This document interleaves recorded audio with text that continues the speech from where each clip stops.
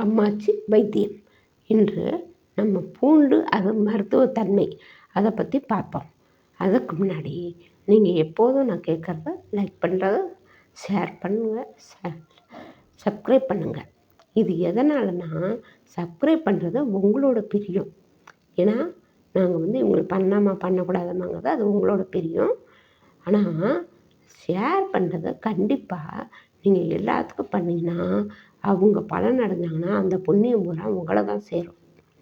இது பூண்டு உங்களுக்கு சாதாரண கிடையாது. அது ஆண்டவன் கொடுத்த வரப்பிரசாதம். அதனால் இந்த மருத்துவத்தை நீங்கள் 4 பேருக்கு ஷேர் பண்ணிங்கன்னா அவங்க பலன் அடைஞ்சாங்க. அவங்க ஒரு முகத்தில் ஒரு மகிழ்ச்சியோடு உங்களை பார்ப்பாங்க.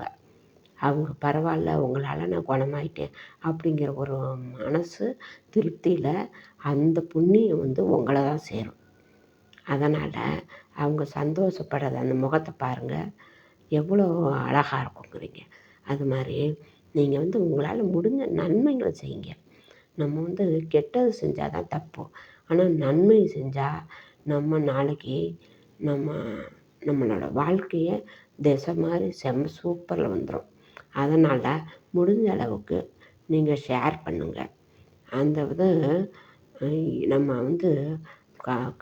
நம்ம அன்னதான சத்திரம் கட்டுறாங்க, எவ்வளவோ ஃப்ரீயாக எல்லாம் பண்ணுறாங்க. ஆனால் அன்னதானம் போடுறாங்க, கல்யாணம் சத்திரம் சாவடி கட்டுறாங்க. இதெல்லாம் நம்ம கையில் காசு இருந்தால் தான்.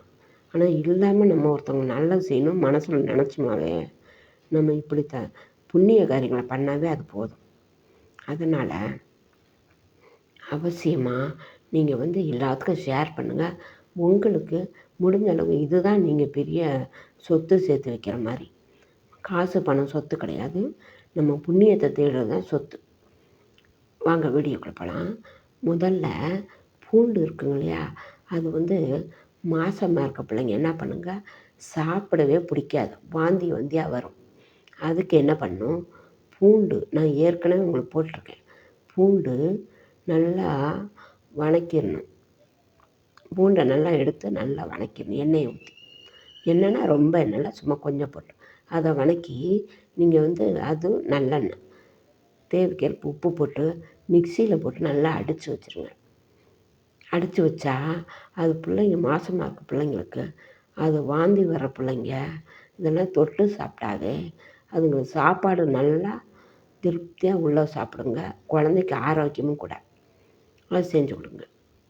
அதே மாதிரி பூண்டு நம்ம பிறந்தவங்க இருக்காங்க பார்த்திங்களா, அவங்களுக்கு வயிற்றில் கசடுங்க தங்கியிருக்கும். அந்த கசடுங்க தங்கியிருக்கத இந்த பூண்டு கருப்பட்டி இருக்குங்க இல்லையா, கருப்பட்டி அதை கலந்து நம்ம பாலில் வேக வச்சு அதை போட்டு அந்த குழந்த பிறந்த பொண்ணுக்கு கொடுத்தோம்னா அதை சாப்பிட்டு சுத்தமாக அந்த கசடுங்கள்லாம் வெளியே வந்துடும். அது நீங்கள் ஒரு 2-3 நாளைக்கு கொடுக்கலாம். கொடுத்தாவே அந்த கசடுங்க பூரா வெளியே வந்துடும். சாப்பிடவும் டேஸ்டியாக இருக்கும். இதை நல்லா நீங்கள் செஞ்சு பாருங்கள், அது ரிசல்ட்டு நல்லா தெரியும் உங்களுக்கு. அதோட பாலில் பூண்டை போட்டு பனங்கற்கண்டு போட்டு அதை வேக வச்சு அதை குழந்த பிறந்த தாய்மார்களுக்கு கொடுத்தா அந்த குழந்த ஃபீடிங் பண்ண இல்லையா, அது இந்த சத்து பூரா அதுங்களை போய் சேரும். தாய்மார்கள் தாய்ப்பால் கொடுக்குறவங்களுக்கு தாய்ப்பால் கொடுக்குறப்ப அந்த சத்து பூரா பிள்ளைக்கு சேரும். வாயு பிரச்சனை, வயிறு உப்புசம், செரிமானம் இதெல்லாம் நல்லா ஒன்றுமே வராது. செரிமான பிரச்சனைனா வரவே வராது, நல்லா இருக்கும். அதோட பூண்டு நம்ம பாலில் போட்டு சாப்பிட்டா சுகரு ப்ரெஷர்காரங்களுக்கு இது ஒரு அருமையான மருந்து. இதை போட்டு சாப்பிட்ருந்தா ஒரு வாரம் சாப்பிட்டு பாருங்கள், அதோட ரிசல்ட்டை நீங்களே எடுத்து பாருங்கள். சுகரோ ப்ரெஷரோ ரிசல்ட் எடுத்து பாருங்கள், செம்ம சூப்பராக நார்மலுக்கு வரும். அதே மாதிரி நீங்கள் இந்த பூண்டு இரத்த விருத்தி பண்ணுறது, அதோட கிருமிகளை அழிக்கக்கூடியது.